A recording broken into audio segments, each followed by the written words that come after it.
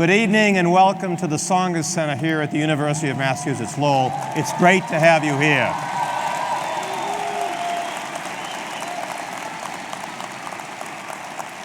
This is part of our speaker series that we're sponsoring here at the university. One of the reasons we wanted to have this Tsongas Center was to make it a student convocation center where we had events just like this, and we are delighted to have author Stephen King here this evening.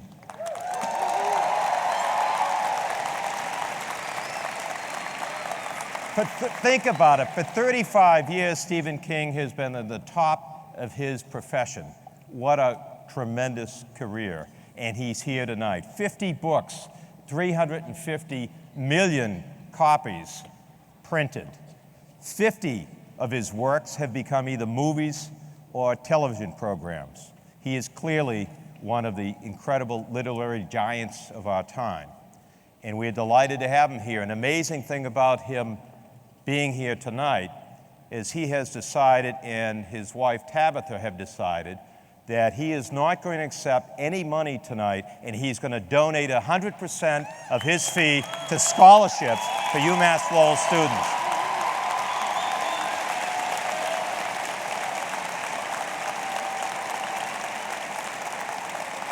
So that means 100% of the proceeds for tonight are going to go to scholarships for students in our English department. And I have to tell you, we have a fabulous English department at UMass Lowell, led by Tony Sechel. Where is Tony? Right here.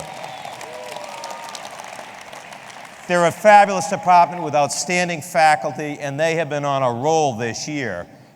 We celebrated a collaboration with the National Park here in Lowell, Dickens in Lowell, which is a celebration of Charles Dickens' 200th birthday, but also his visit to the city of Lowell in 1842. It was a great event.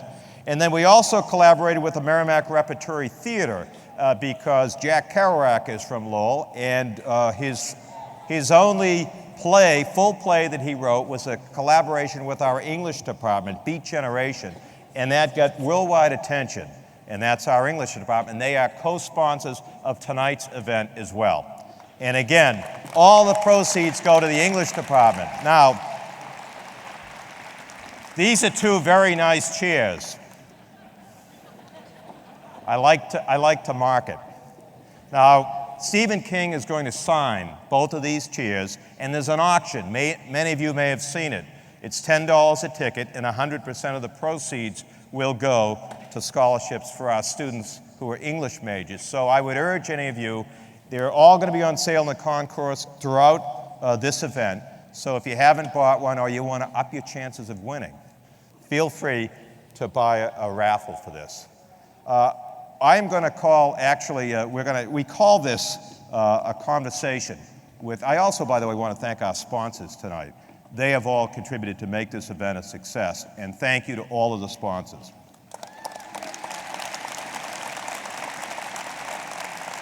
We call this a conversation with Stephen King, and that conversation is going to be held with one of our fabulous faculty members in the English department, Andre Dubus III. Now,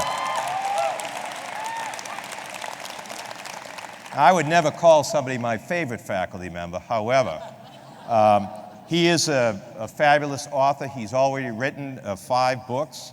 2 of them have been New York Times bestseller. In fact, the book Townie, if you haven't read it yet, it's on sale tonight. And Andre didn't ask me to do this, but it's on sale tonight. It's a fabulous book. It's a memoir. And any of you who have grown up either in the Merrimack Valley or in any urban area anywhere in the world, this is a fabulous read, and I would encourage you to read it. But we are so pleased to have Andre Dubus III on our faculty. He grew up in the Merrimack Valley. He identifies with students. He's a fabulous faculty member. And Andre is going to be sort of having this conversation with Stephen King. Please welcome Andre Dubus III and Stephen King.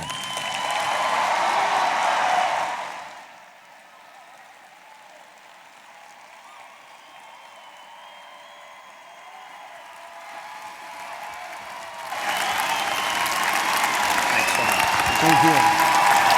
Shameless commercial. Thank you, buddy. Thank you.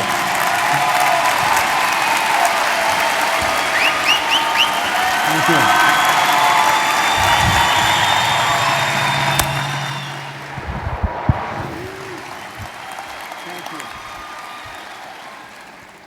How are you? You know what? I think we ought to stop right here. This is the high point of This the is evening. it, brother. And good night. So, nice to see you all. Glad you came out to our little soiree. It's scary as shit to see so many people. This is my first stadium show. Yeah, his first stadium show.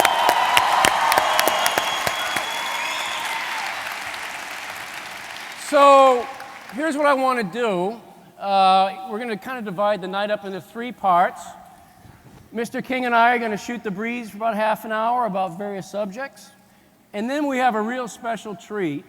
He's going to debut a brand new short story that no one's heard, laid eyes on, or read tonight. Its world premiere is right here at the Tsongas Arena. Andre thinks it's special because he hasn't read it. And then after he reads, we're going to turn it over to you guys and do just a conversation Q&A with Mr. King. Let me just jump in for a second on a little intro about my friend. When did I become Mr. King to you? All right, well, I call him Stevie. He calls me Andre Dubus. So we'll do that. Look, You can call me anything you want as long as the check doesn't bounce. You know what I'm saying? Did Marty mention There's that, by Joe. the way? Okay. Look, the truth is, this man needs no introduction. But I do want to say just a couple of things about Steve. Never mind the 350 million books sold worldwide. By the way, you probably don't know that you've outsold Charles Dickens times 2. It's incredible. He didn't have e-books. Never mind, ebooks. Never mind the 50-some-odd film adaptations.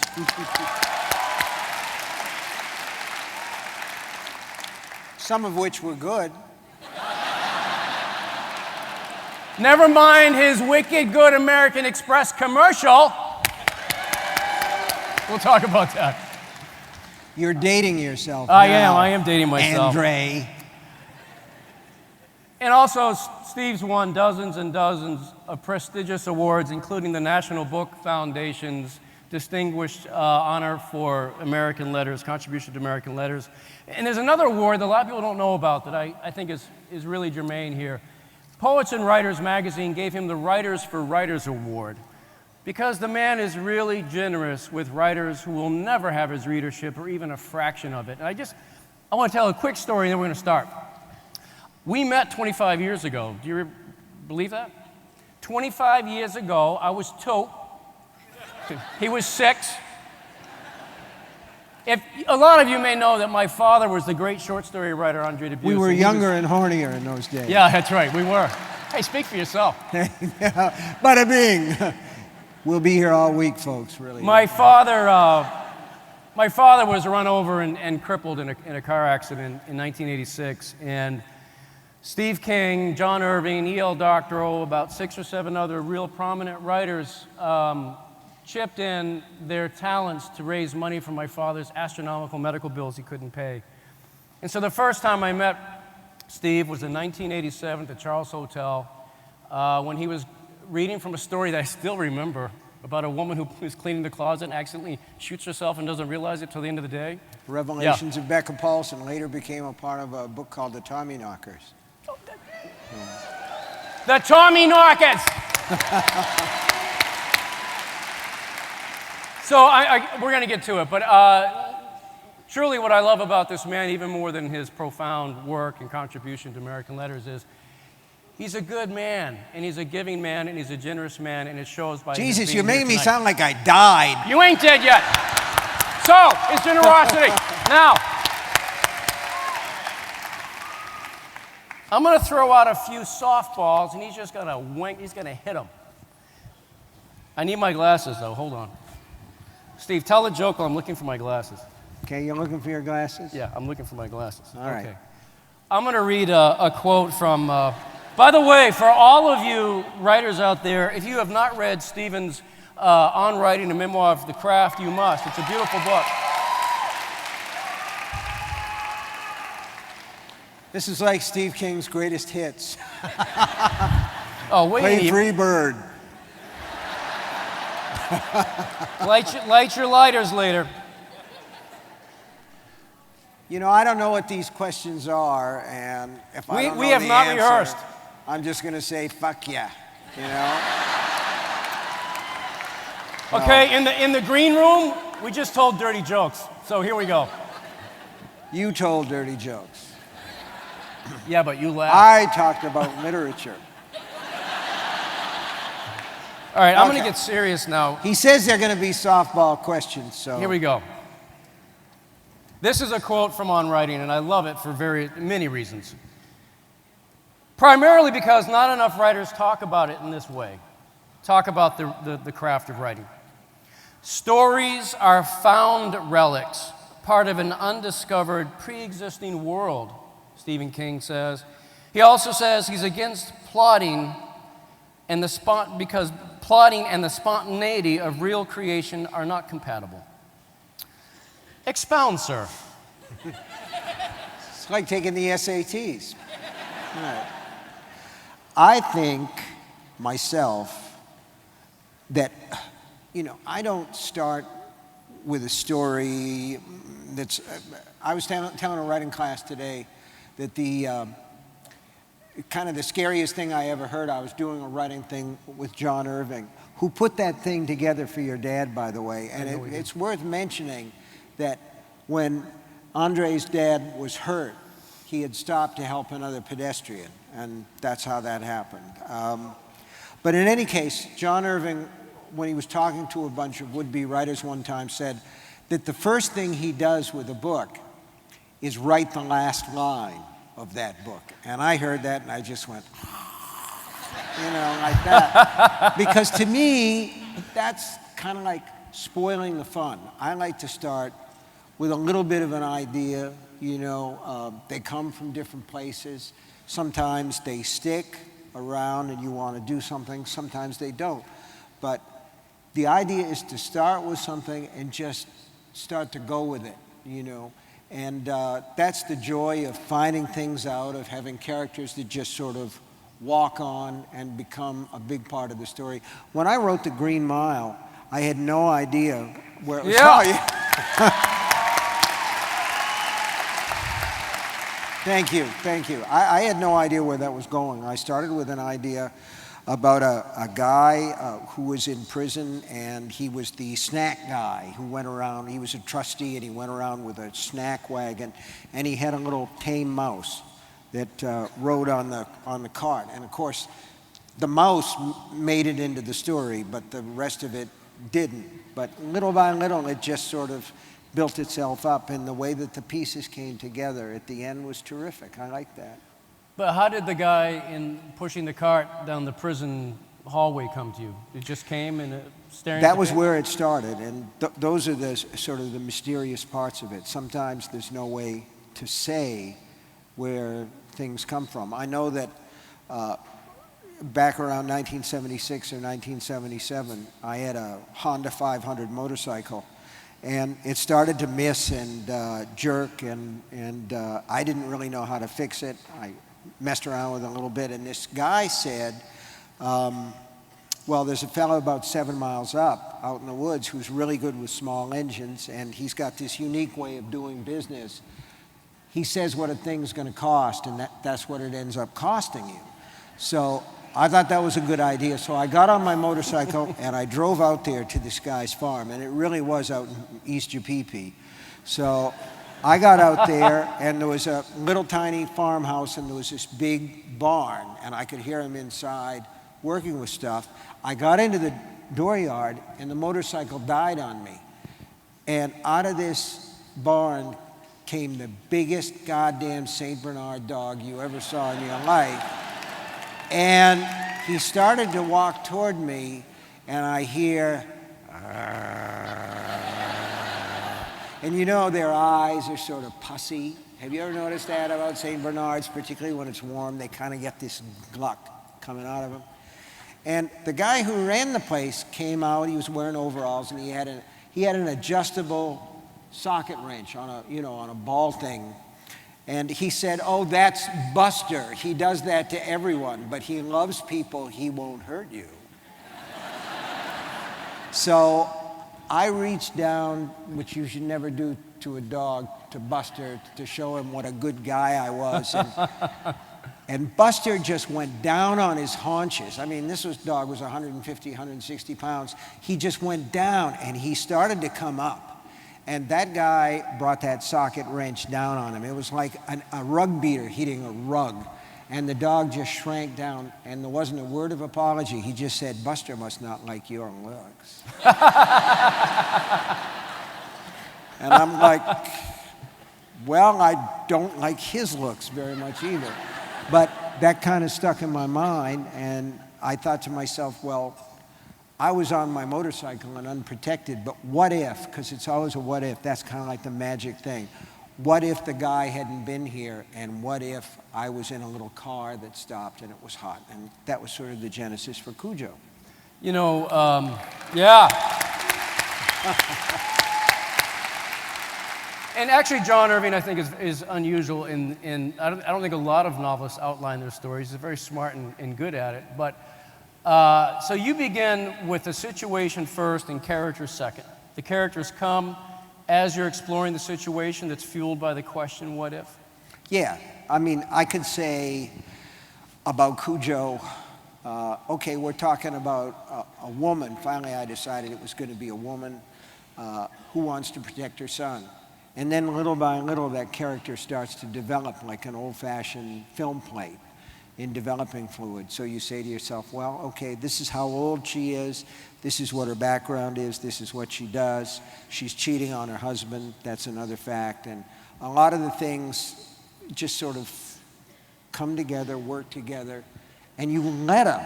That's the thing. You don't try to manage these people or push them around. You just sort of let them be what they're going to be. It's good. It's a great job. This is wonderful, you know. I mean, I make all these things up, and, you know, people who do that, like, go to psychiatrists.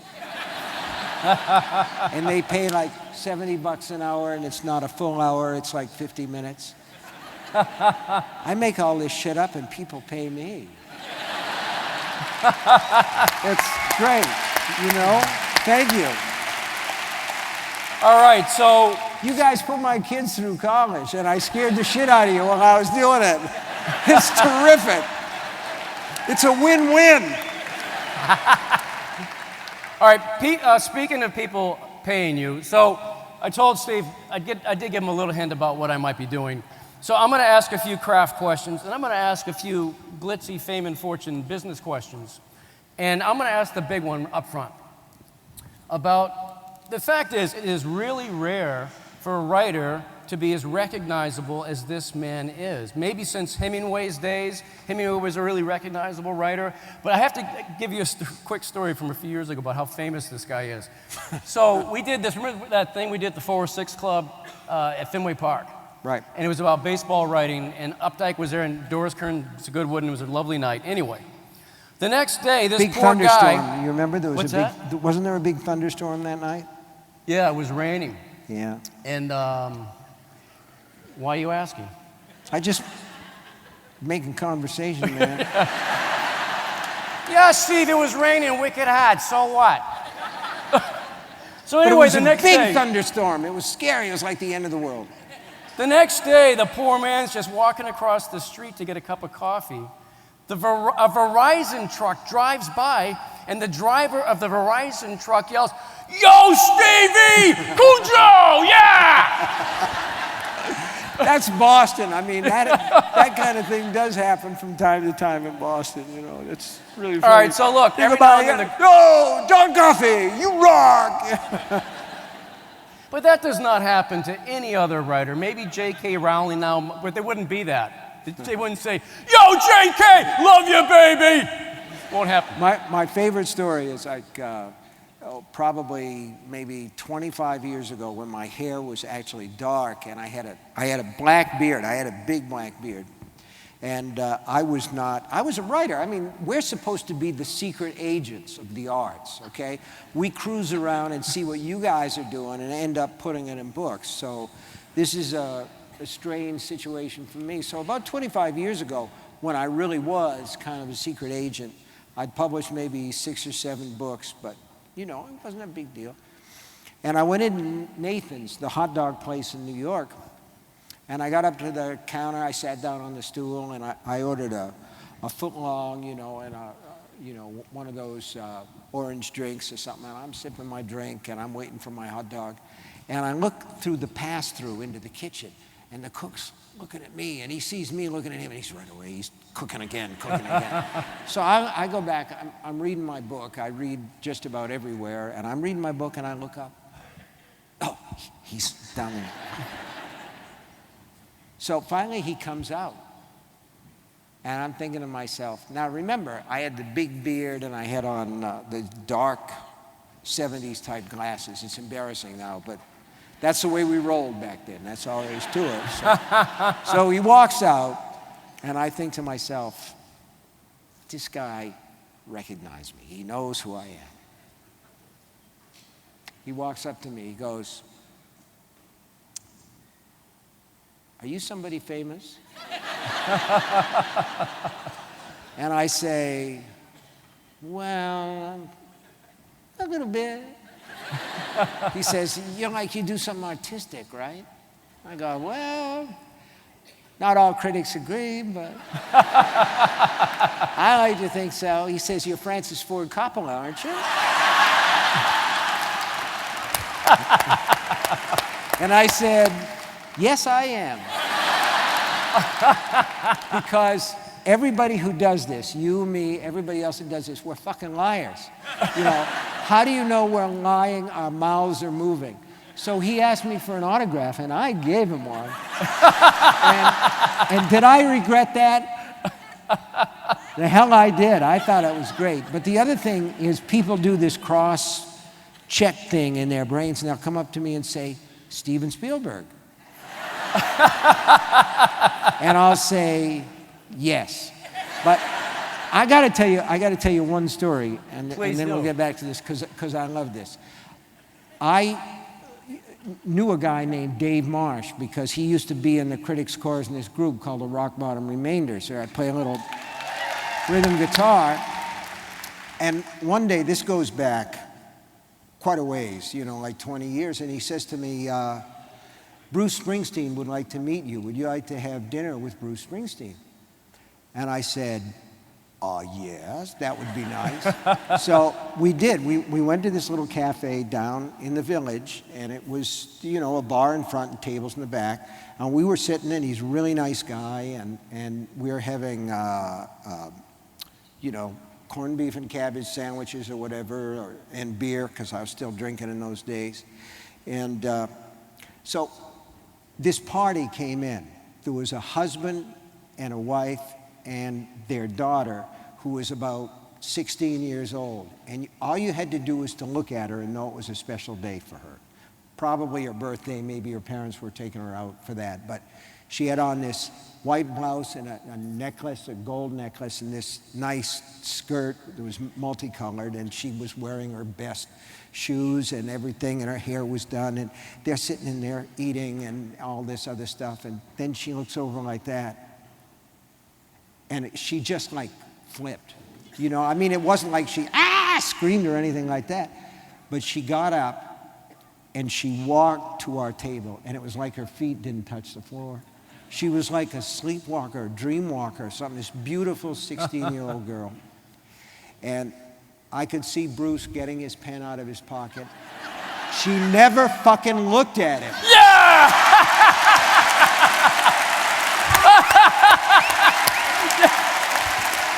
Cut it out! Yeah! She said, Are you Stephen King? I've read almost all your books. I'd die for your autograph. So. And that was the apex of it. You know what? What's so great about that story is I think so many writers want to be rock and roll stars, man. So that's so sweet. Yeah, all right, but look, that's look, if it's too personal and tell me to shut up, I know you will. But there's got to be a downside to not being able to walk across the street without the Verizon truck guy yelling at you. The first time that I ever gave an autograph, you know, you do this thing where, and some of you have heard this story before, but I never get tired of telling it because it's like a trauma. It's like one of those basic traumas of your life. I'm going to make it real short. I did a tour. It was the first book tour. It was for The Shining. And I did it with Kitty Kelly, who wrote, at that time she had a book about Frank Sinatra.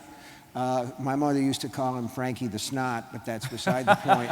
And Jerzy Kosinski was with us too. So we did this tour and we ended up in a lot of cities. And the last one was Pittsburgh. And in those days, you did this thing where you did all the media that you could, and the local paper put on a dinner at night, and there's pictures and all that other stuff.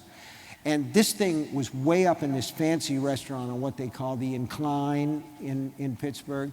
And I got sick. I mean, I really got sick. It was Montezuma's Revenge, and I don't want to get all clinical about it, but I'll just say that I rushed to the bathroom, and the bathroom was Babylonian. I mean, it was this huge thing and everything, and there was an attendant, and the only thing was the stalls didn't have doors. But I was beyond caring about that, you know. I went in there, and everything came out that could possibly come out. This is just between us now. Wait a minute. I'm getting to the point. So, I mean, this wave of depression came over me because I wasn't used to being away. I missed my wife. I missed my kids. The whole thing about the morning TV and everything. I just wanted to get home. And I'm thinking to myself, things can't get any worse. And I see the bathroom attendant, 116 years old, advancing on me with a pad and a pen.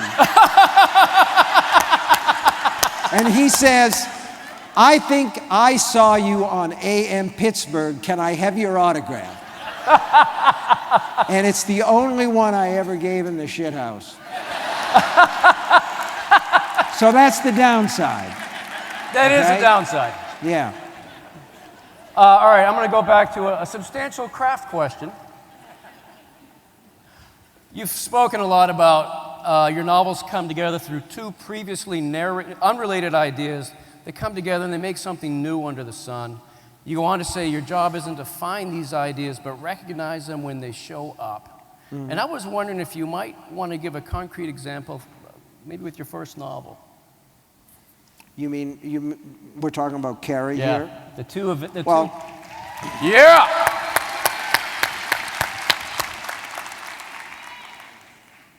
Yeah, you too. Isn't this an amazing crowd? Give yourselves a hand while I think about that.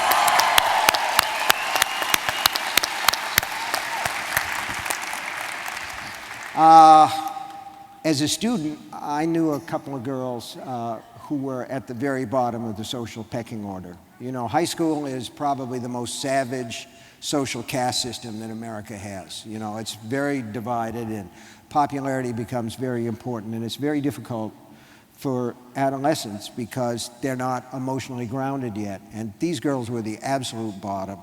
And one of them later committed suicide. But I had a chance to watch that ostracism in progress. And then later, as a teacher, I saw the same thing from the other side of the desk.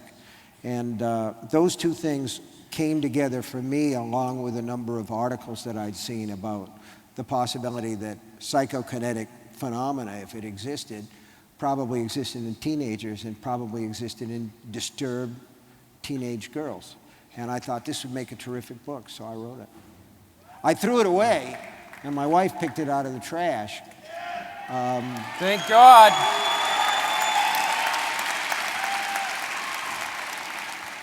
And she's never let me forget it. All right, look, man, you got to tell the story about, if you have not read On Writing, it's really a wonderful book in many ways, but the first half's a little memoir of Stephen's start in the world. And like a lot of people, he started out with nothing. Single mom, a brother, and him living in real deep first world poverty. And one of the things I love about your book is it's also a lovely homage to you and your wife. And 40 years together, it's no small thing. But we actually have to pretty soon move to your reading, which is going to be great. Would you mind telling them that great story of when you got the call from your paperback editor and the place you were living and how you were living and where you were working? It's a great story. They tore our apartment down last year, and I got a picture of the empty lot, and it was really sort of great because that place was a real shithole. It was awful. It was 22 Sanford Street in Bangor, Maine, and we were at the bottom. We had a couple of kids. We had absolutely no money whatsoever, and we didn't have really anything to speak of. The cupboards were pretty well empty, and my wife had taken our old car that needed a new transmission that day. It was a Sunday, and she'd gone up to Old Town to see her parents. And I got a call from Bill Thompson, who edited my first books. And coincidentally, he was also the guy who discovered John Grisham with a book called A Time to Kill. So Bill called me on the phone. I was in the house by myself, the apartment. And I was standing in the doorway between our crappy kitchen and our even crappier dining room, and he said, we sold the paperback rights to Carrie. I'd gotten an advance, but it was for $2,500, and it had gone to fix the car and to buy diapers and things like that. And I said, oh my God, you sold the paperback? How much did you sell it for? And he said, $250,000. No, that wasn't it, because it was a 50-50 split. He said, we sold it for $400,000. I got $200,000. And I couldn't believe it. And I said, Bill, did you say $40,000? And he said, no, we sold your paperback for $400,000. And I'm in this crappy little apartment in Bangor, Maine, with 2 pairs of jeans and really not much else. And all the strength went out of my legs, and I just sort of accordioned down until I was sitting on the floor. And we talked about it for a while, and I finally got it through my head. And the thought that came to my mind was, I must buy a present for my wife, who fished this book out of the trash. And I have to get her something. And I went out, and it was Sunday, and this was, you have to realize that this was in the old days when malls were largely like not there. It was just downtown Bangor, and the only place that was open was the Rexall station, the Rexall drugstore. So I bought her a hairdryer. A hairdryer. Oh, Lord. So look, we're going to get to this world debut of this new story, but I'm going to read, if you don't mind, I'm going to read you 2 paragraphs from your book, Stephen. You wrote it, and I'm going to read it to you. Hit me.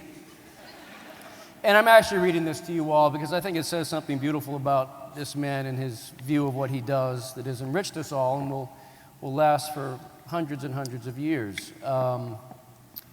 You may know or may not know that Stephen was in a horrible car accident, not car accident, some idiot ran him over in 1999 and he almost died. And he can tell you that story if he wants, but you have to have the context because in this brief passage I want to read to you before he reads us the new story, he's coming back from a real painful convalescence from this horrible accident. On some days, that writing is a pretty grim slog. On others, more and more of them as my leg begins to heal and my mind reaccustoms itself to its old routine, I feel that buzz of happiness, that sense of having found the right words and put them in a line. It's like lifting off in an airplane. You're on the ground, on the ground, on the ground, and then you're up, riding on a magical cushion of air and prints of all you survey. That makes me happy because it's what I was made to do. Writing isn't about making money, getting famous, getting dates, getting laid, or making friends. In the end, it's about enriching the lives of those who will read your work and enriching your own life as well. It's about getting up, getting well, and getting over. Getting happy, okay? Getting happy. Writing is magic, as much the water of life as any other creative art.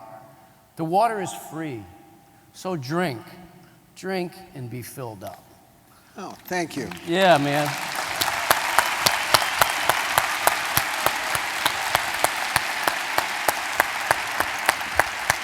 Do you want to hear a story? Yeah! This is brand new, so I don't know if it's any good or not, but it has a very Stephen King title. It's called Afterlife. William Andrews, an investment banker with Goldman Sachs, dies on the afternoon of September 23, 2012. It is an expected death. His wife and adult children are at his bedside.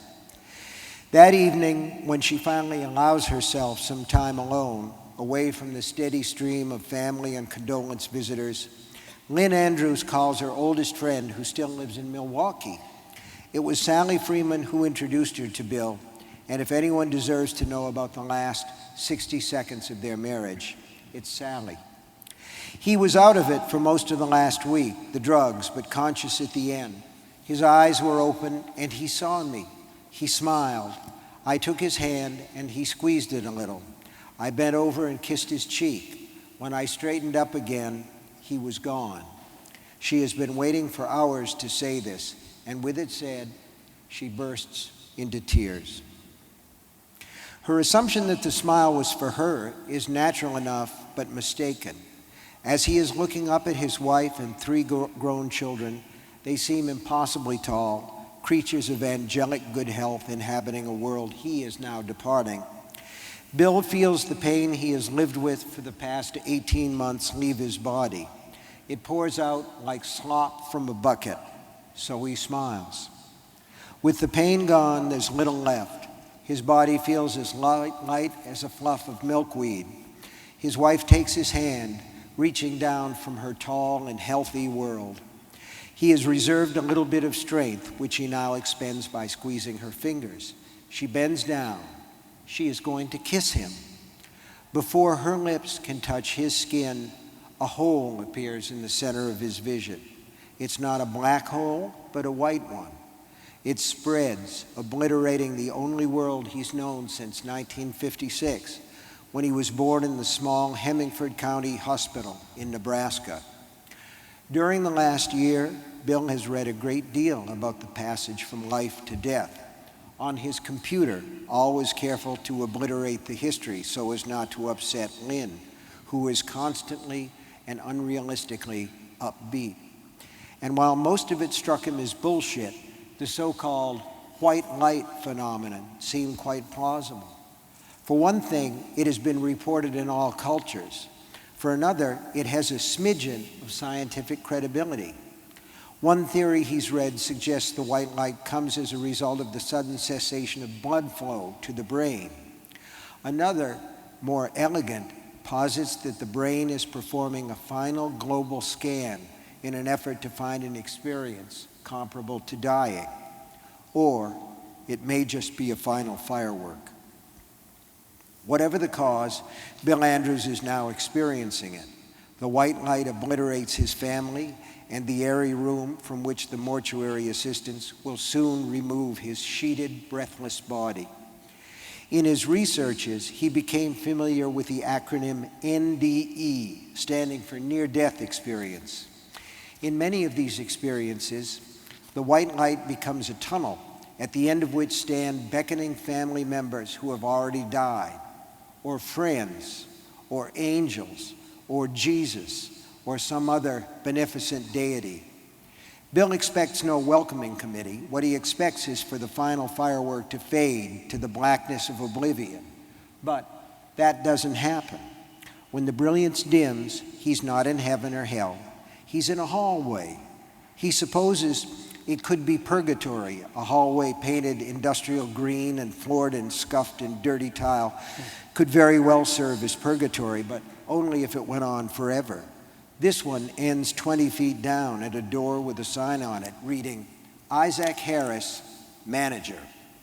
Bill stands where he is for a few moments, inventorying himself. He's wearing the pajamas he died in, at least he assumes he died, and he's barefooted, but there's no sign of the cancer that first tasted his body, then gobbled it, but down to nothing but skin and skeleton. He looks to be back at about 190, which was his fighting weight, slightly soft-bellied, granted, before the cancer struck. He feels his buttocks and the small of his back. The bed sores are gone. Nice. He takes a deep breath and exhales without coughing. Even nicer. He walks a little way down the hall. On his left is a fire extinguisher with a peculiar graffito above it. Better late than never. On his right is a bulletin board. On this, a number of photographs have been pinned, the old-fashioned kind with decal edges. Above them is a hand-printed banner reading, "Company Picnic, 1956. What fun we had."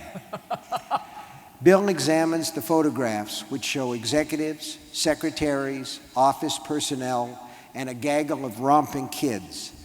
There are guys tending a barbecue, one wearing the obligatory joke toque, guys and gals tossing horseshoes, guys and gals playing volleyball, guys and gals swimming in a lake.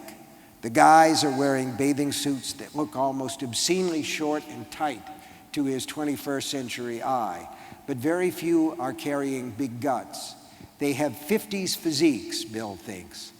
The gals are wearing those old-fashioned Esther Williams tank suits, the kind that make women look not as if they have buttocks, but only a kind of cleftless bulge above the backs of their thighs. Hot dogs are being consumed. Beer is being drunk. Everyone appears to be having a whale of a good time. In one of the pictures, he sees Richie Blankmore's father handing Anne Marie Winkler a toasted marshmallow. This is ridiculous because Richie's dad was a truck driver and never went to a company picnic in his life. Anne Marie was a girl he dated in college. In another photo, he sees Bobby Tisdale, a college classmate from the early 70s. Bobby, who referred to himself as Tiz the Whiz, died of a heart attack while still in his 30s. He was probably on Earth in 1956, but would have been in kindergarten or the first grade, not drinking beer on the shore of Lake whatever. In this picture, the Whiz looks about 20, which would have been his age when Bill knew him. In a third picture, Eddie Scarpone's mom is baffing a volleyball. Eddie was Bill's best friend when the family moved from Nebraska to Paramus, New Jersey. And Gina Scarpone, once glimpsed sunning herself on the patio in filmy white panties and nothing else, was one of Bill's favorite fantasies when he was still on his masturbation learner's permit. The guy in the joke toque is Ronald Reagan. Bill looks closely, his nose almost pressing against the black and white photo, and there can be no doubt the 40th President of the United States is flipping burgers at a company picnic. What company, though? Where exactly is he? His euphoria at being whole again and pain-free is fading. What replaces it is a growing sense of dislocation and unease. Seeing these familiar people in photographs doesn't make sense, and the fact that he doesn't know the majority of them offers marginal comfort at best. He looks behind him and sees stairs leading up to another door. Printed on this one in large block red letters is locked. That leaves only Mr. Harris's office. Bill walks down there, hesitates, knocks. "It's open." Bill walks in. Beside a cluttered desk stands a fellow in baggy, high-waisted suit pants held up by suspenders.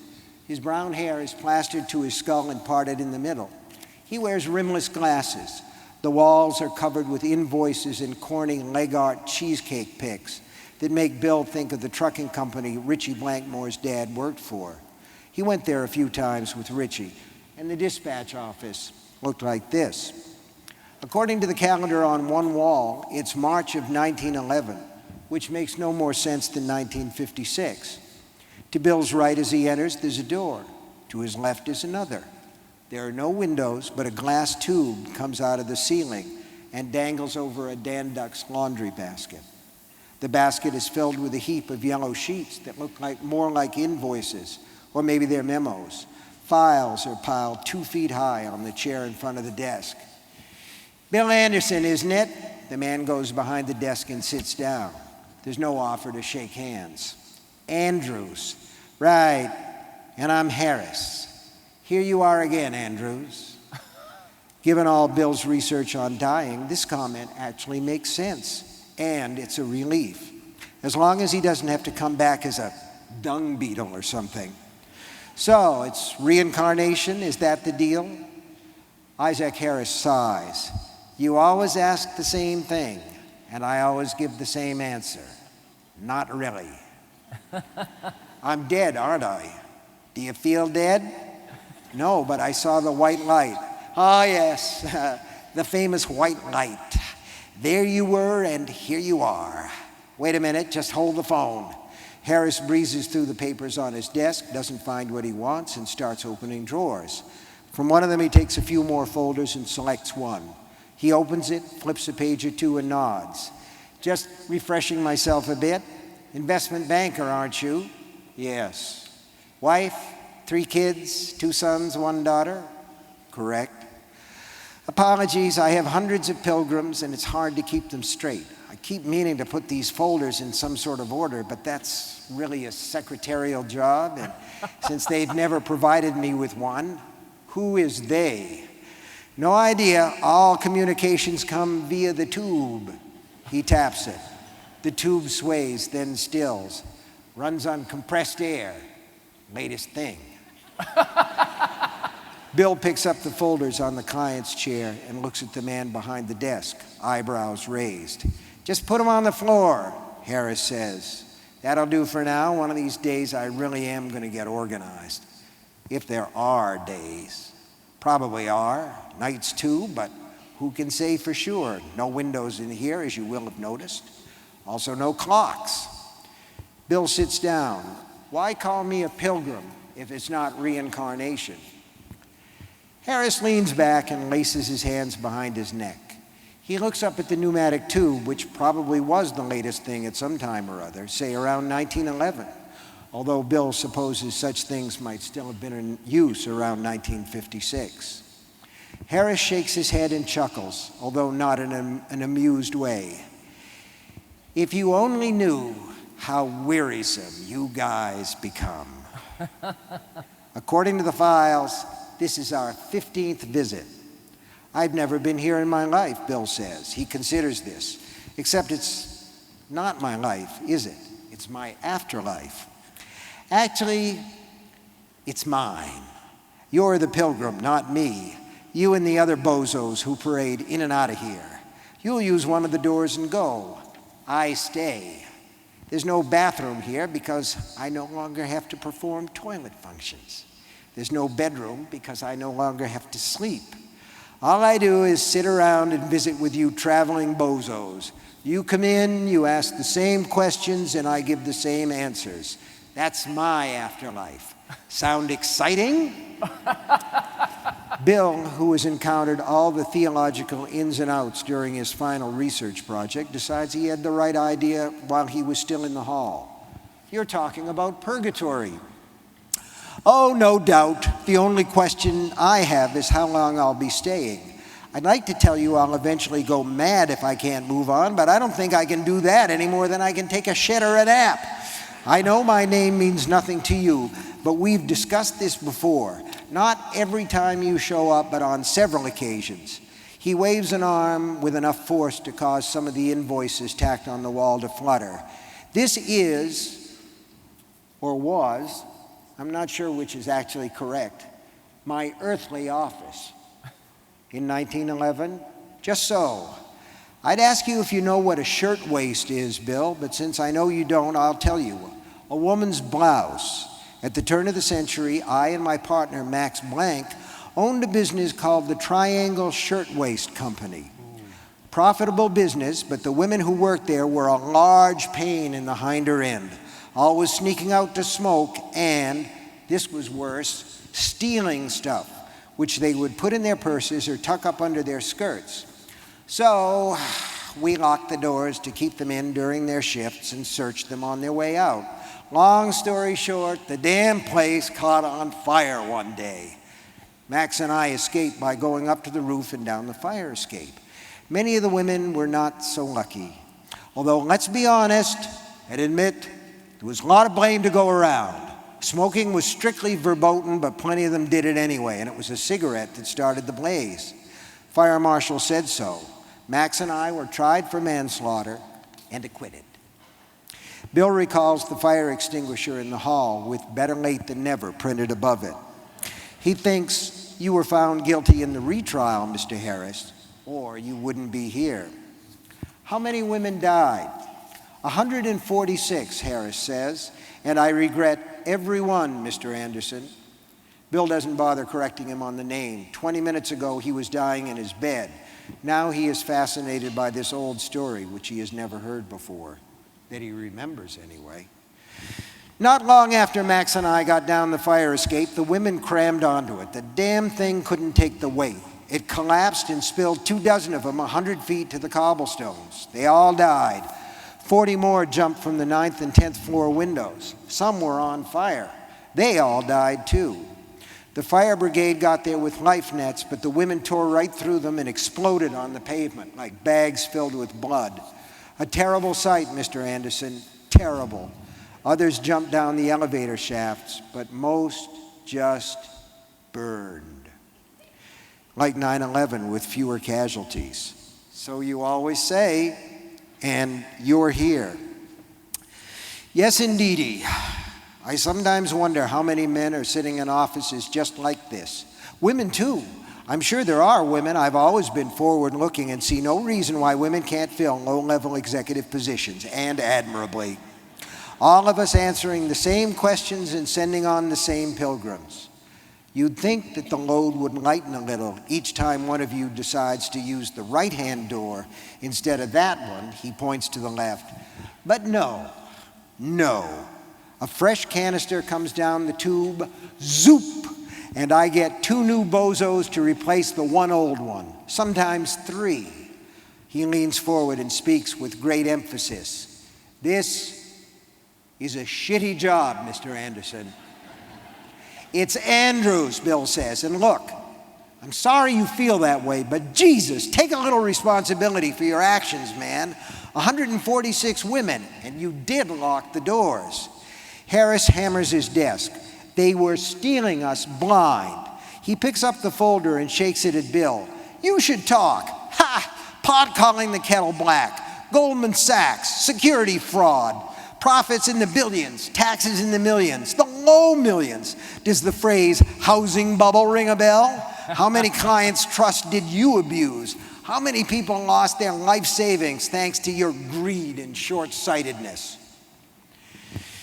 Bill knows what Harris is talking about, but all that chicanery, well, most of it, went on far above his pay grade.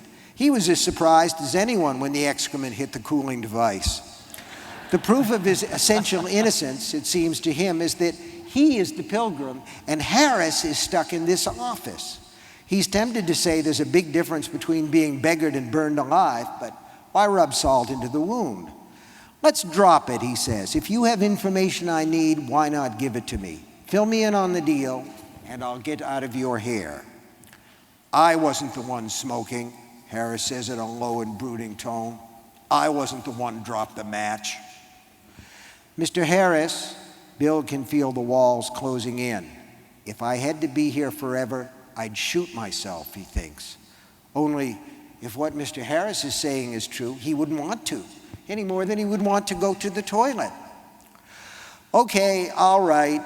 Harris makes a lip-flapping sound, not quite a raspberry. The deal is this. Leave through the left door, and you get to live your life over again. A to Z, start to finish. Take the right one and you wink out. Poof, candle in the wind type of thing. At first, Bill says nothing to this. He's incapable of speech and not sure he can trust his ears. It's too good to be true. His mind turns to his brother Mike and the accident that happened when Mike was 8. Next to the stupid shoplifting thing when Bill was 17. Just a lark, but it could have put a hole in his college plans if his father hadn't stepped in and talked to the right person. The thing with Anne Marie in the fraternity house, that still haunts him at odd moments, even after all these years. And of course, the big one, Harris is smiling, and the smile isn't a bit pleasant. Okay, so his ears did deceive him. Or maybe Harris was just getting back at him for suggesting that Harris deserved to be here in this limbo of bureaucracy. I know what you're thinking, because I've heard it all from you before, about how you and your brother were playing flashlight tag, when you were kids, and you slammed the bedroom door to keep him out and accidentally cut off the tip of his pinky finger.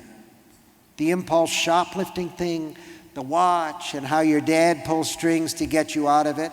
That's right, no record, except with him. He never let me forget it. And then there's the girl in the frat house. Harris lifts the file. Her name's in here somewhere, I imagine. I do my best to keep the files current when I can find them. But why don't you refresh me? Anne Marie Winkler. Bill can feel his cheeks heating up. It wasn't date rape, so don't get that idea. She put her legs around me when I got on top of her, and if that doesn't say consent, I don't know what does. Did she also put her legs around the two fellows who came next? No, Bill was tempted to say, but at least we didn't light her on fire, smartass. But still, he'd be teeing off on the 7th or working in his wood shop or talking to his daughter, now a college student herself, about her senior thesis, and he would wonder where Anne Marie is now, what she's doing, what she remembers about that night. Harris's job widens to a locker room smirk. It may be a shitty job, but it's clear there are parts of it he enjoys. I can see that's a question you don't want to answer, so why don't we move along? You're thinking of all the things you'll change during your next ride on the cosmic carousel. This time you won't slam the door on your kid brother's finger or try to shoplift a watch at the Paramus Mall. It was the Mall of New Jersey. I'm sure it's in your file somewhere. Harris gives Bill's folder a getaway fly flap and continues. Next time, you'll decline to fuck your semi-comatose date as she lies on the sofa in the basement of your fraternity house. And, big one, you'll actually make that appointment for the colonoscopy instead of putting it off, having now decided, correct me if you're wrong, that the indignity of having a camera shoved up your ass is better than dying of colon cancer. Bill says, several times I've come close to telling Lynn about that frat house thing. I've never had the courage. But given the chance, you'd fix it. Of course, given the chance, wouldn't you unlock those factory doors? Indeed, I would, but there are no second chances. Sorry to disappoint you. He doesn't look sorry. Harris looks tired. Harris looks bored. Harris also looks meanly triumphant. He points to the door on Bill's left. Use that one as you have on every other occasion, and you begin all over again as a 5-pound baby boy sliding from your mother's womb into the doctor's hands. You'll be taken home, wrapped in bunting, to a farm in central Nebraska. When your father sells the farm in 1964, you'll move to New Jersey. There you will cut off the tip of your brother's little finger while playing tag. You'll go to the same high school, you'll take the same courses, you'll make exactly the same grades, you'll go to Boston College, and you'll commit the same act of semi-rape in the same fraternity house basement.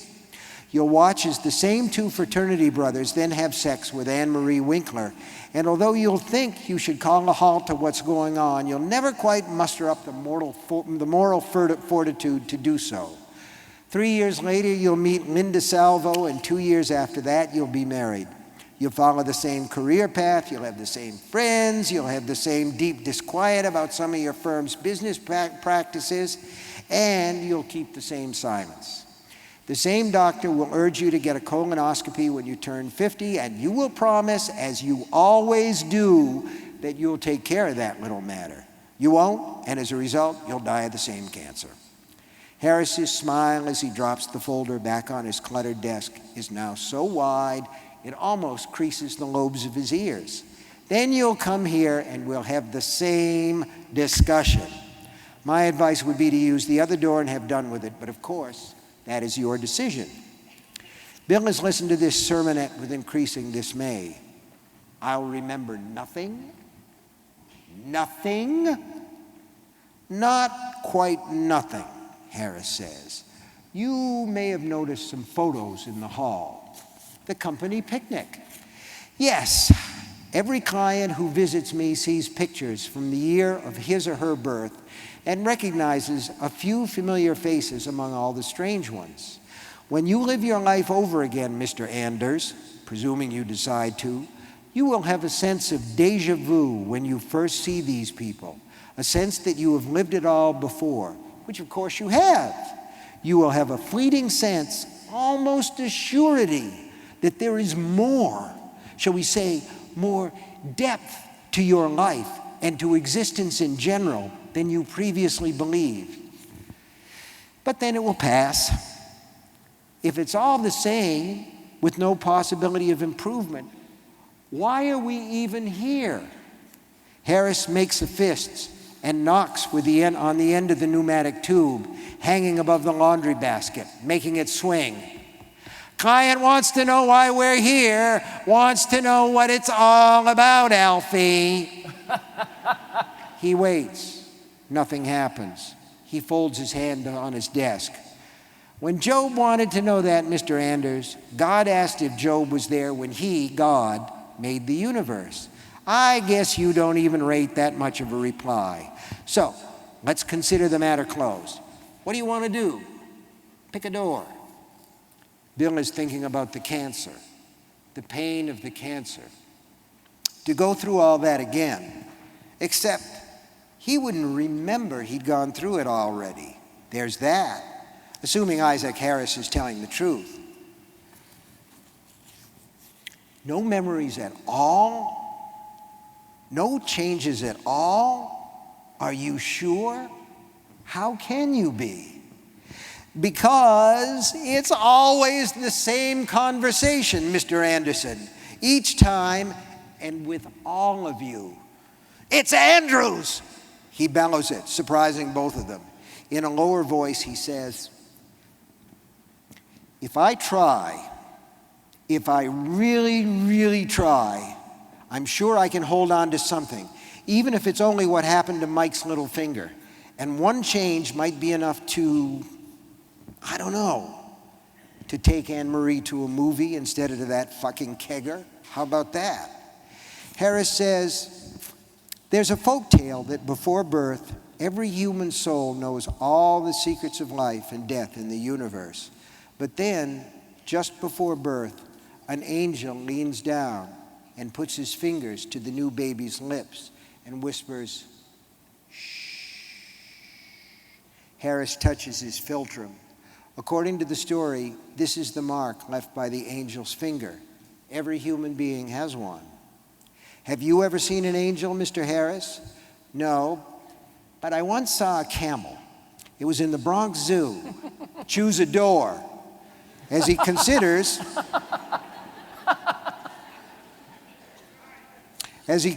Bill remembers a story they had read in junior high, The Lady or the Tiger. This decision is nowhere near as difficult. I must hold on to just one thing, he tells himself, as he opens the door that leads back into life.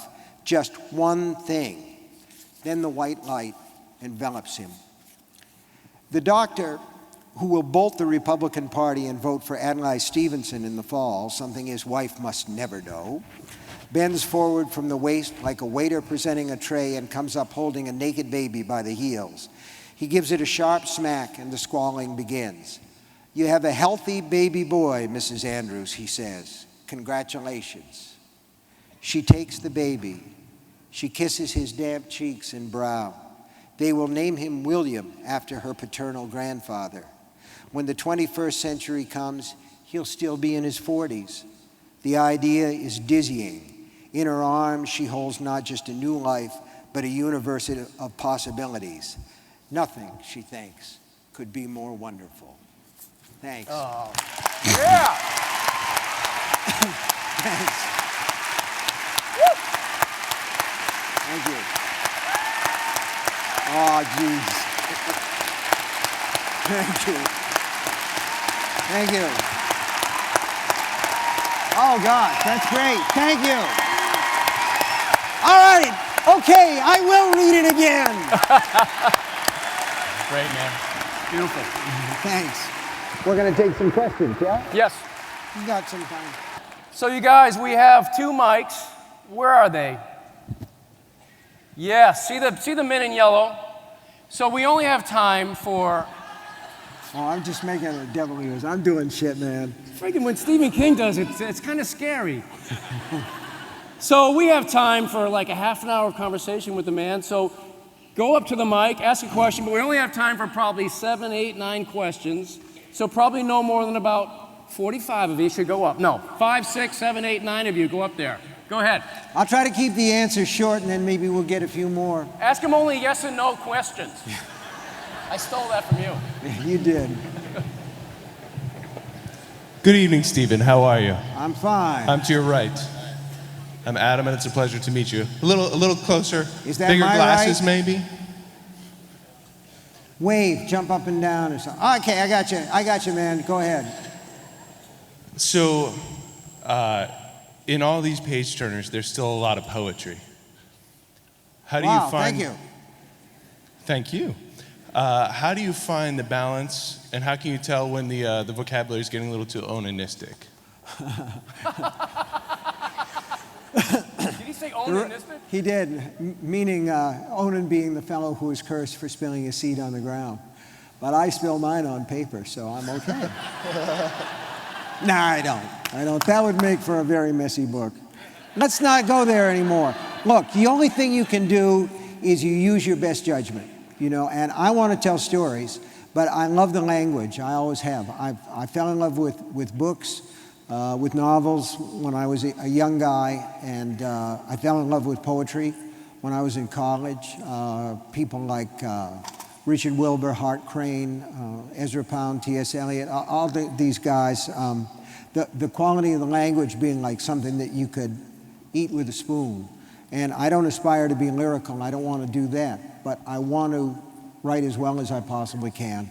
I don't want to get diarrhea of the mouth. I want to keep the story rolling, but I want to do it as elegantly as I can. I think that readers sort of expect that. So, and then when the thing is done, you give it to people, and particularly an editor. And one of the things I'm asked sometimes about editing, the more successful that you get, the more important it is to listen to an editor who won't let you hang yourself in Times Square. So I try to do that, and I remember what Hemingway said, "You must kill your darlings." Well, that seems a little bit harsh. I'm not able to kill all my darlings, but I do some. Next.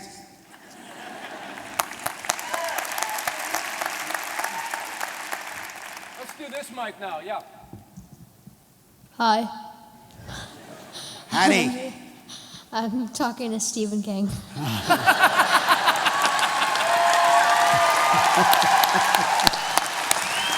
That's how old she is. How old are you? I'm 11 years old. Yeah, baby! It's good. You go with your bad self. What's your question? What was one of your best writing moments when you had your best idea and it just came to you? Oh man, what a great question that is. There have been a lot of times, you know, the thing is, I'm so lucky to be able to do this because, you know, the thing is like, there are certain people in life where everybody else says, we have to grow up. You stay a kid and play in the playground. You'll be our designated playground person, and you go play and we'll enjoy what it is that you do. The best idea, in some ways, this is terrible to say, but I was in Boulder, Colorado, and I was driving on the Boulder-Denver cutoff, Route 36. And I was listening to a radio station in Arvada. It was one of these Bible shouters. I love those guys. No, I do seriously love those guys. I love the cadence of them. You know, it's a beautiful thing. And this guy was talking about some Old Testament book, and he's saying, once in every generation the plague shall fall among them. And we were living near, a chemical warfare dump in that area, and there was a lot of talk about it. And I thought, what if there was a plague and it killed just about everybody? And there were only a few people left. And I thought to myself, I'm going to write that. And that was just such a blast, and it turned into The Stand. That was good.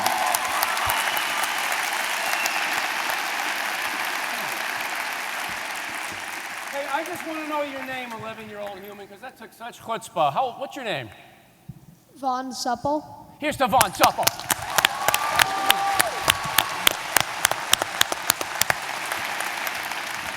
Let's do that, Mike. Yes. Hi, my name is Eileen, and I came in from Chicago to see you today Nice. because I think you're awesome. My question is, I know Home of Barack Obama. that's Nice. correct. Nice. Yeah. Well, it's also home in Chicago, cuz. I admire your creativity and everything that you write, and I was wondering if you'd ever consider expanding that creativity into something. Useful. No. I was thinking more of an event, like a Halloween event. We were at Universal Studios Horror Nights this year. Yeah. And we always ask them, how come you don't ever get Stephen King to come here and do something, create something there? And they said, well, we've tried. And I said, if I ever get the chance, I'll ask him, why won't he do it?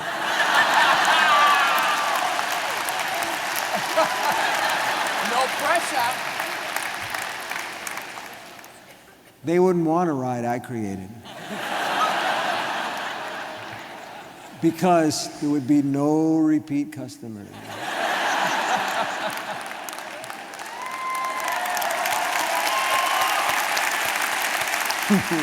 Yeah. Hi, my name is Ben Bolger, and I appreciate you coming to UMass Lowell to speak today. I was wondering if you could reflect on when you were a student at the University of Maine and what you learned both in your classes and what you learned from writing for the student newspaper and how that shaped the development of you as a writer. Well, if you want to be a writer, you really only have to do two things. You have to read a lot, and you have to write a lot, and you have to continue to get buzzed by what you're doing. You know, you have to continue to feel good about it. Yeah, well, most writers do get buzzed, but I'm talking about a natural buzz. Why is she looking at me? Hey, listen, I didn't say it, you did. But the thing is, you have to really like what you're doing. And, I remember when my son, Owen, who has his first novel coming out next year, is terrific. I'm very fortunate. I have 3 kids. My daughter is a minister, and both my sons are novelists, and they both have novels coming out next spring. Great. My son Joe has a book called Nosferatu. He writes as Joe Hill, and Owen has a book called Double Feature, which is so funny that it's just illegal. But in any case, when Owen was a little guy, he was this little round guy, and he was bigger than his age group and everything, and he felt kind of stupid. And the person that he fixated on was Clarence Clemens from the E Street Band, because Clarence was the big man, and he blew the sax, and he was cool, and Owen wanted to be like Clarence, and he said, can I learn the sax? And we were delighted because our other kids, had the musical abilities of bookends. So we were glad when Owen wanted to learn the sax. And Owen was very good, and he practiced the sax and everything. But it was clear after a year or so that he just wasn't getting a buzz out of it. And so, he stopped, and he found something that he did get a buzz out of, and that was writing. That was kind of like the family business. So you have to like it. The thing about college and college writing classes, they can fuck you up as bad as they can make things for you, okay? Because it's all subjective, and sometimes you get bad advice on good work, and sometimes you get, good feedback on bad work. But the thing is, man, the good thing about it, and the thing that makes it worthwhile, is that people take this job seriously. And so often when you get out there in life, people say, you want to be a writer, there's no money in that. Jesus, well, unless you want to write green cards, that might work. So I think that college is an important place because it gives you a chance to grow. And people take seriously what you want to do. College is great because, you know, maybe there's a tuition cost, but the dreams are free, and that's a good thing. Nice. Yeah.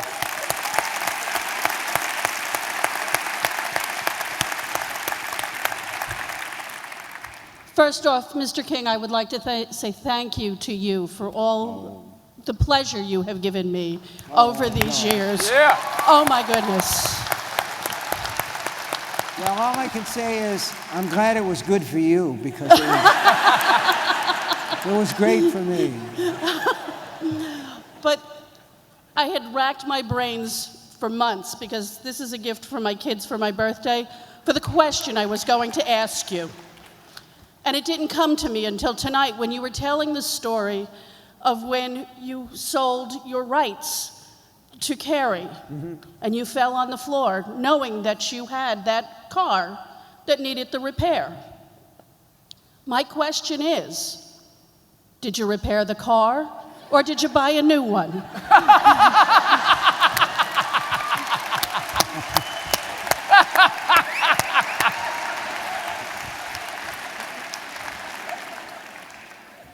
We bought a Ford Pinto. No! You didn't. We did. But you know what? Hey, listen. We loved that fucking car. It was brand new. It was brand new. It had that smell, you know, that new car smell. And we've been driving all this junk, you know. Listen, one of the first times that I ever dated my wife, back in the all those years ago, I'm driving around in this station wagon that I got from my brother, and we went over a bump, and the goddamn gas tank fell off.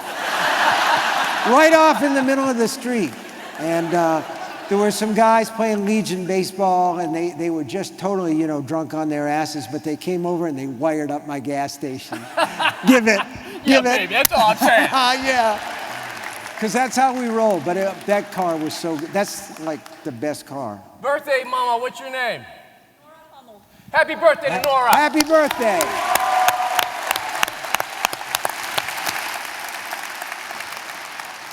Hi, my name's Diane. Yep. 3 of my favorite things are reading, the Red Sox, and one of the best authors I've ever had the pleasure and privilege of reading, Stephen King. I happen to have a picture here of all 3, which is a very young Stephen King leaning against the wall of a vomitorium in Fenway Park, reading a book. I'm wondering if you remember what book you were reading in this picture. Hand it down here. Hand it down here. We're going to see that you get it back, okay?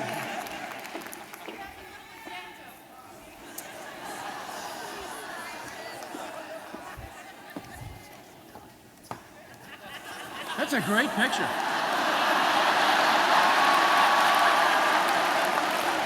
What is that? I think it's...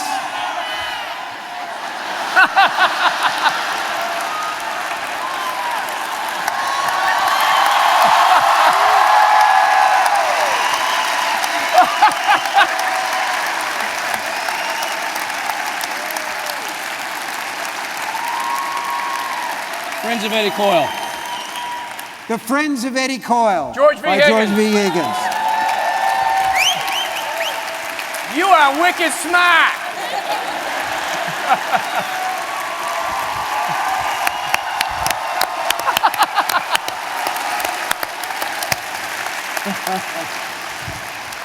Oh, God. Well, that's really weird because my name's Diane too, so weird. Obviously, your writing's amazing, and I think it's awesome, and I brainstormed a million questions I could ask you about your writing, but I can't stand here and not ask you a question about the Red Sox. So, if you were the manager or the general manager of the Red Sox, would you have re-signed David Ortiz? Poppy? Not re-sign Poppy? You'd be insane not to re-sign Poppy. No. Trade Poppy and keep John Lackey, right? No, of course keep Poppy. And if I can just be serious for a minute about the Red Sox, I think the smartest thing, a lot of people have asked me just lately, like I know anything, you know, what I think about the moves that the Red Sox have made. And I really think that from the standpoint of the management and the ownership saying, I want to make amends to the fans for the really terrible season last year, re-signing David Ortiz was the smartest thing they could have done because he's a goodwill ambassador. You know, not just to the baseball world, but to Red Sox Nation. Yeah.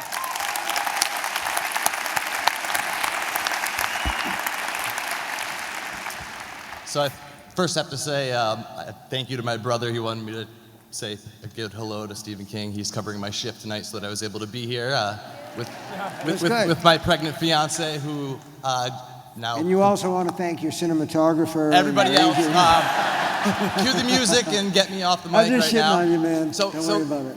Thank you. Literary buzz, as the theme has kind of been tonight. My question is, we've been writing pretty hard for the last few months and had a lot of odd things happen. I know you've spoken about writing is magic and had a lot of malevolent, almost forces trying to stop you from completing certain things. So I'm just wondering if there's anything you can share here with us that's happened while collaborating either with someone or on your own. Almost, I can't think of the right word, there might just have to make one up, but like a hallucinogenic, almost like seeing red for something like that, like a Dick-like experience, Philip Dick. Anything like that's happened to you? No. Nothing.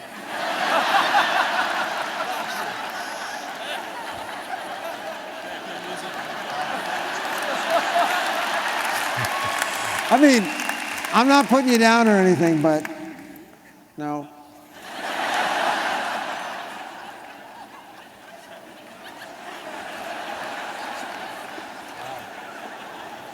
How do you follow that? I'm up from Pennsylvania, 9-hour trip on the road today. I'm sorry I missed the first 35 minutes of the talk. My power went out for 3 days when we had that huge hurricane a couple of weeks ago. And I read 11/22/63 by candlelight for 3 days, and it took me away from everything that we were suffering from to 1958 to 1963. I thought that the female teacher, Sadie, baby. Sadie, baby, that's how love is, you forget her name right away. I loved her so much. As a creation of yours, she was just the most incredible female fictional character that Oh, gosh, don't stop. Okay.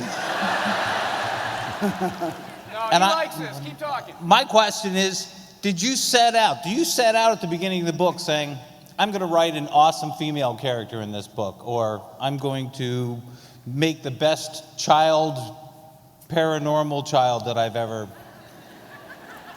No, I never do anything like that. I set out to tell a story and to try to make the characters as believable as I can. And with the case of Jake and Sadie, I tried to write a love story that would be kind of like the way that people got together in the 50s with their feelings, their conflicted feelings about sex.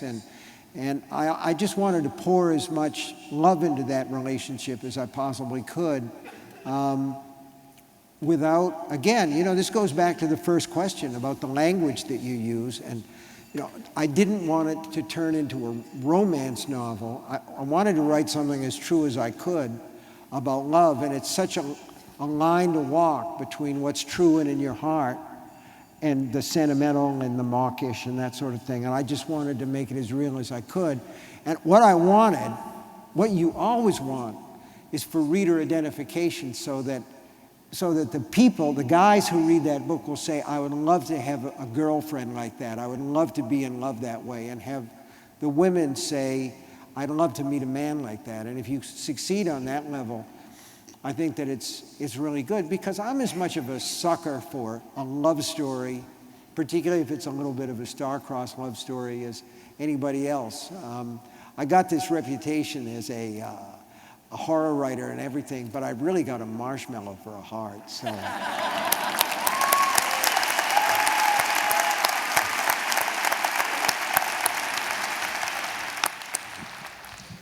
Hi, Stephen. My name's Maeve. I'm Yo. How you doing? I grew up way out in Wyoming, and I actually moved out here to go to graduate school in Boston. It was a big move for me, but I actually felt comfortable moving to New England because I'd read all of your books, and I knew that it was okay in New England. I figured if Stephen King lives out here and everyone likes it out here, that it was okay to move this way. It's literally why I felt okay moving to Boston to come to school. So I did it, and I still live here. Yeah, I'm a New England ambassador. Come up and get sucked by vampires. Exactly. Go ahead. I do have a question. I first read my first book of yours when I was 11. I read It, and great book. Yep. Scared the hell out of me. Scared the hell out of my little brother. Terrified my family that I was reading it, and then I read the rest of your stuff. And but I felt a real connection to your young characters, and I noticed in all of your books that there's often a young character that's a protagonist that's a 11, 12, 13-year-old kid that takes charge and leads through the book and is the one that solves the mystery or takes charge and finds the talisman and brings it back and saves the day. And I've always wondered what it is about kids that you write so well, and what it is that draws you to writing them as your protagonists in your stories. Well, with It, my kids were about that age when I wrote that book. And again, they're the best subjects for observation that you can possibly have. I watched them, I saw how they operated in the world, I checked out their friends, never in an intrusive way, I hope, but to try to be, sort of supportive and to listen to the talk. That, to me, that's like one of the most important things, is to listen to how people talk. And the other thing is that I had noticed as a reader that while there were books that were written for the so-called YA audience, young adult audience, and there were books written for kids, and those books were about kids, there were damn few books that were written for grown-ups about kids. But why not? I mean, that's a valid part of our life. It's the launching pad for everything else. And what I really wanted to do with It was to write about how kids have a wider bandwidth when it comes to perception and belief and the ability to accept things, and how when we become grown-ups, that field of vision starts to change and close down a little bit. And so what I really wanted to do in It was to try to create a bridge, fictional and make-believe and scary. But childhood is a scary time, and I wanted to give adult readers a chance to relive those years as much as possible. So that's what I did, and I'm fascinated by kids, by children. I think that it's a fantastic time of life, and I'm starting to sound like Michael Jackson, so I better shut up.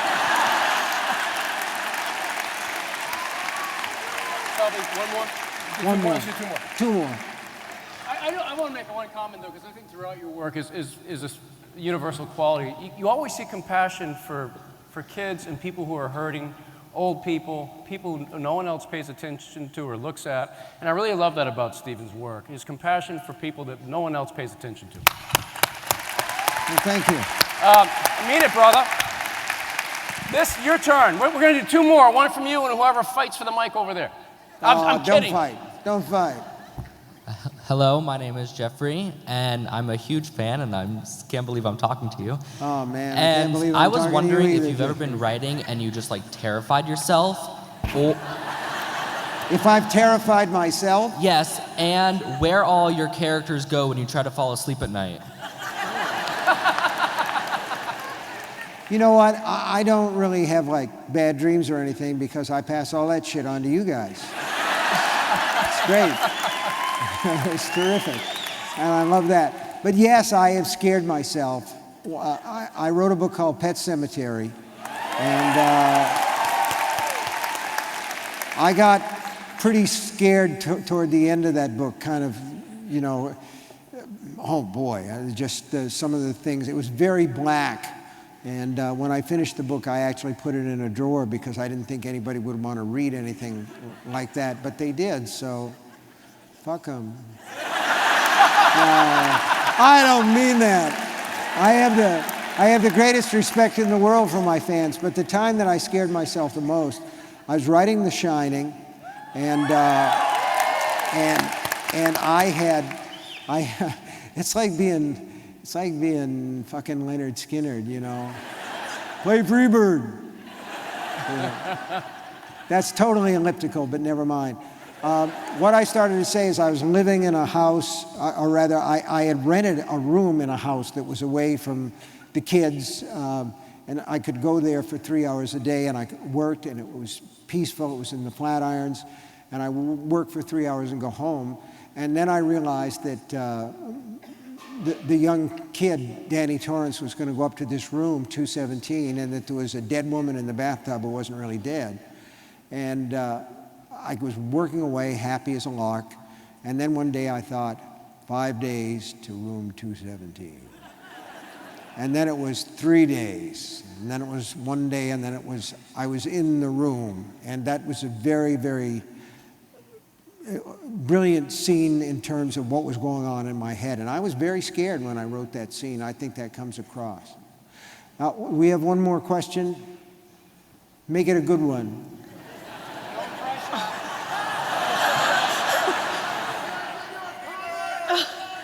What?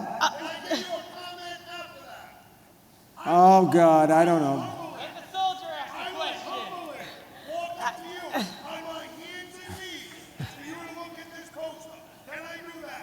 No. Do you have a question? Do you have a question? I do have a question. After her question, and I'm going to walk you down.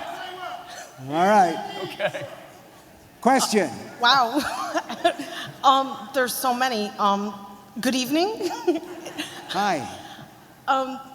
Where do I begin? Do you carry a cell phone? Do I carry a what? A cell phone.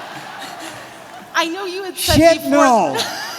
No, actually, when I'm on a trip like this, I have one, but I left it behind tonight, and I don't know my cell phone number or anything like that. So you do, because I've listened to you speak before, and you said you'd never carry a cell phone, and that was the cell, and you swore that it was evil.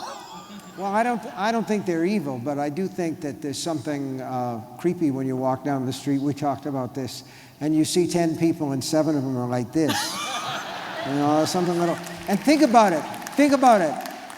Think about how they lower your IQ. What's the first thing anybody says when they pick up the cell phone? Hey, where are you? You don't think that's funny? Man, I think... But then maybe it's just sort of lost on me because I don't have a cell phone. Listen, you guys have been great to me, and I really appreciate it. It's like wonderful. Thank you. Thank you. Thank you. This was wonderful. Just wonderful. Don't forget the guy. Thank you very much. Thank you. Great job. What are we going to do about the poster? We're going to sign chairs right now. Oh, okay. You're going to start this off? Oh, we got something that we got to do. We got to sign the chairs. Yeah, that's right. Well, before we do that, I know it's colder up in Maine than it is in Lowell, so we wanted to present you with a token of our appreciation. Man.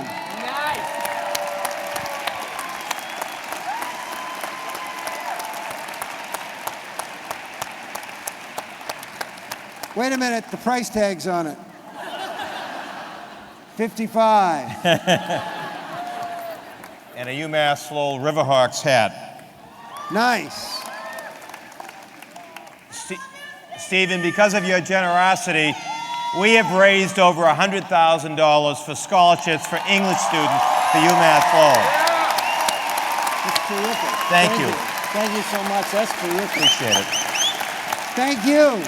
And to Andre Dubuse, I know there are a lot of young people here who are thinking, who love reading, who love writing, they're thinking about where to go to a college or university. Andre Dubus III is an example of the high quality that we have in our English department. Consider UMass Lowell. Andre, thank you for bringing Stephen here. Appreciate it. He rocks. Andre made this happen. Can I just say one thing too? We're gonna get it. Hold on. We'll get it. Marty Meehan, this is his kickoff event in the Marty Meehan Chancellor Speaker Series, and this is his brainchild. And I just want to give a toast to Marty Meehan and all he's doing. This is great. Thank you. Thank you. Thank you. Hey, I'll give it to wait you. a minute. I'll give it to you. What's your name? I got to tell you one thing before we go. Yeah, the American Insurance Association says that in any kind of a public gathering like this, 7% of the people who arrive in automobiles forget to lock their cars. And I'm not the one who wanted to say or would say that there's a maniac out there. But we know that such people do exist, and I'm just suggesting that you check your back seat because you wouldn't want to look in your rearview mirror. You want to sign the chairs now? Or? Yeah. Okay. Now, Stephen is going to sign the chairs, but we have the winning numbers. But I can't read them, so I have them enlarged here. But I better sign the chair first. And Yeah, you got to Andre, sign too. the chair. I got it right here. Here. Hold that. You I'll hold want it. this one? Hold that. I signed a lot of shit, but this is my first chair. So, Mr. King, if you will put your John Hancock right here, that's our plan. This is fun. Oh man, this is going to look like somebody with a bad brain tumor.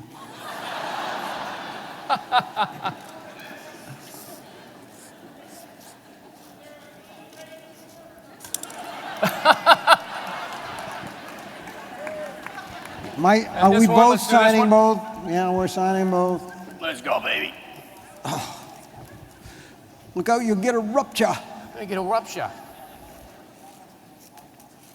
God, this is exciting to watch me sign a chair, isn't it? So we don't know how you're going to get these home. You got a truck? Good.